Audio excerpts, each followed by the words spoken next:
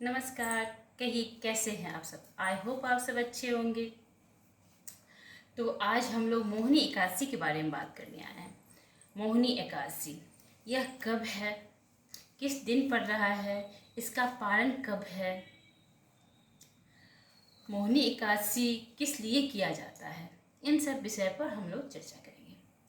तो मोहिनी एकादशी ये बैसाख माह में होता है। बैसाख माह में दो एकादशी होती हैं, एक कृष्ण पक्ष और दूसरा शुक्ल पक्ष। तो जो शुक्ल पक्ष की एकादशी है उसे मोहिनी एकादशी कहते हैं, और जो कृष्ण पक्ष की एकादशी थी उसे वरुथनी एकादशी के नाम से जाना जाता है। तो मोहिनी एकादशी किस दिन है?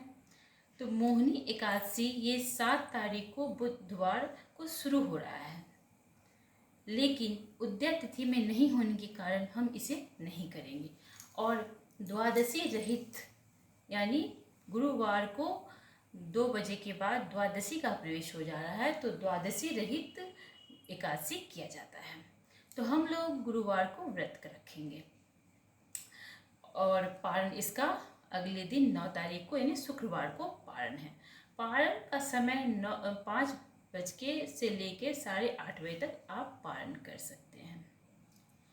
इसके पारण में आप तुलसी गंगा जल से करें तो बहुत ही अच्छा है।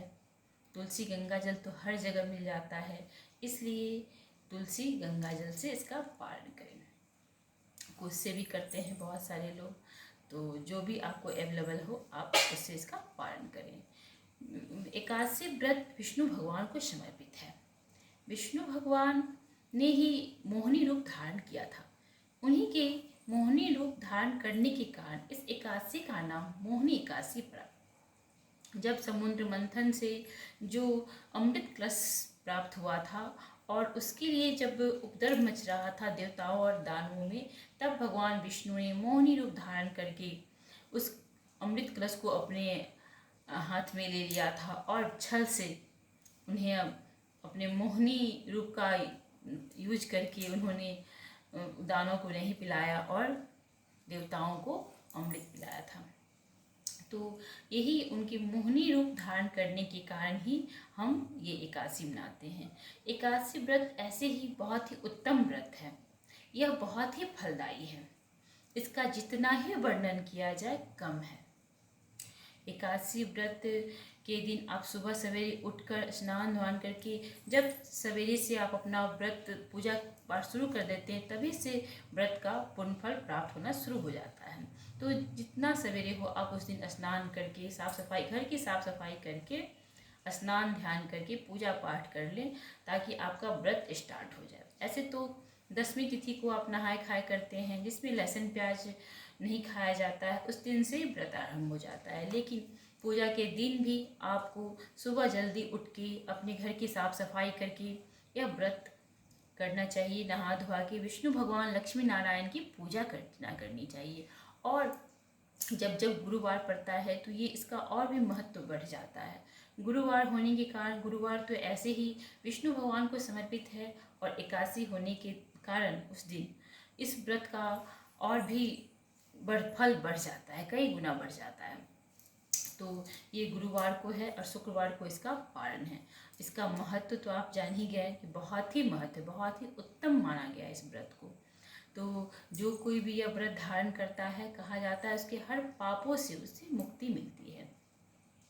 कई गौ हत्या, ब्रह्म हत्या, किसी तरह का अगर पाप कोई किया है तो मोहिनी एकादशी का व्रत धारण करें। एकादशी व्रत सब व्रतों में उत्तम है, लेकिन इसे जो करते हैं उसके कई गुना, जो कितना पाप किए हुए होते हैं, सभी पापों से मुक्ति मिलती है।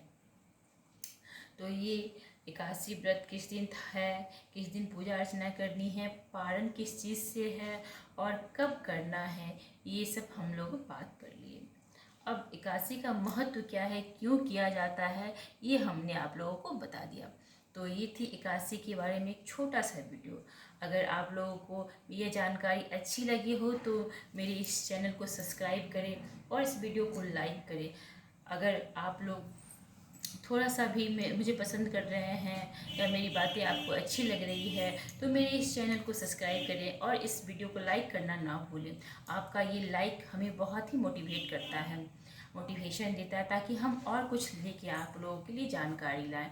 तो इस तरह ये छोटा सा क्लिप था आप लोगों के लिए एकादशी के बारे में, जो कि मैं भी व्रत करती हूँ, इसलिए मैं चाहती हूँ कि छोटी छोटी बातें आप लोगों के साथ शेयर करूँ, जिससे जो नहीं जानती हैं वो भी जान पाएँ और इसका खूब आनंद उठाएं, हर पापों से मुक्ति पाएं और इस व्रत को धारण करें। और कोई व्रत करे ना करे, एकादशी व्रत जरूर धारण करें। और जब ये शुक्ल पक्ष में होता है तो इसका मान और भी बढ़ जाता है, इसलिए शुक्ल पक्ष की एकादशी तो जरूर करें। और वैशाख महीने का महात्म्य भी बहुत है, इसलिए मौनी एकादशी का महत्व बहुत ज़्यादा है। तो ये था छोटा सा वीडियो। बाय, टेक केयर, अपना ख्याल रखें, खूब हंसते मुस्कुराते रहें, यूं ही हमारे साथ बने रहें। धन्यवाद, टेक केयर।